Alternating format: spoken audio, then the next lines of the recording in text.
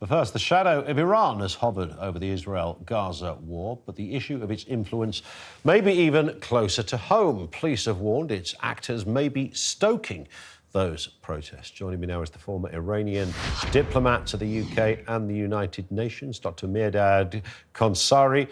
Thank you for joining us this evening. You're very welcome, Dr. Khonsari. Does Iran have an interest in meddling with these pro-Palestinian protests? Well, of course, Iran wants to inflame this situation as much as it can. And the way the situation is going right now with Iran, not directly involved, but sitting on the sideline and watching things go its own way, with the war with Israel being engaged in conflict, with Hamas, the least important of its proxies, doing their bidding without them having to do anything. So this is a very comfortable situation for the Iranian government, and everything is going according to their plans, if you will, as things stand right now. So mass protests on the streets of the UK, we've seen those protests in France and in the United States and elsewhere around the world. That is sowing those seeds of chaos is exactly what the Iranian government want right now. Would that be fair? Exactly, yes, because what they want is they want to advocate anti-establishment positions, and Western governments, British government, French government, at any rate, they have taken a stance in support of Israel, and the public protests in the streets are essentially against the wishes of the government, or against, let's say, the position which the governments have taken. And because they are huge in numbers and they sow seeds of division within these communities, for example, where you have large Muslim communities some of whom are extremely radicalized, and extremists, and so they are able to use these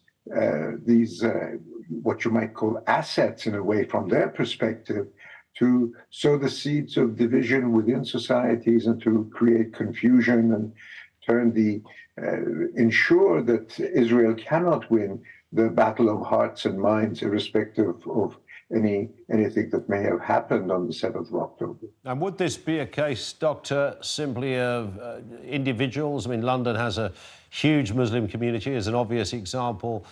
Some of those individuals may have sympathies with Iran. They'll look at the Iranian government website, they'll look at the Twitter feeds, and they'll replicate some of that. Or is it literally a case that the Iranians specifically have people planted there with some of the worst banners, the worst slogans, the worst flags? Does it go that far?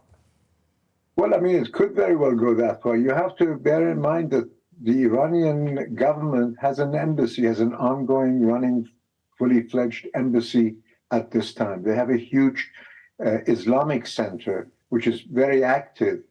Hundreds of people come in and out every day. And the job of the embassy and the job of this Islamic center is to try and discover, people who are, in line with their thinking, and people who are willing to be persuaded to do their bidding for them, and to exercise various influences in various places, starting from parliament to academic centers to Islamic communities.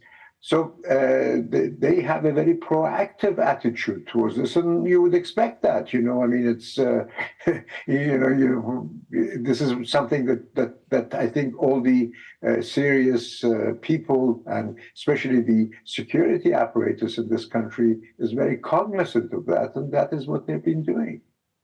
Thank you for your time, sir. That was the former Iranian diplomat to the UK and the United Nations, Dr. Mehrdad Khonsari.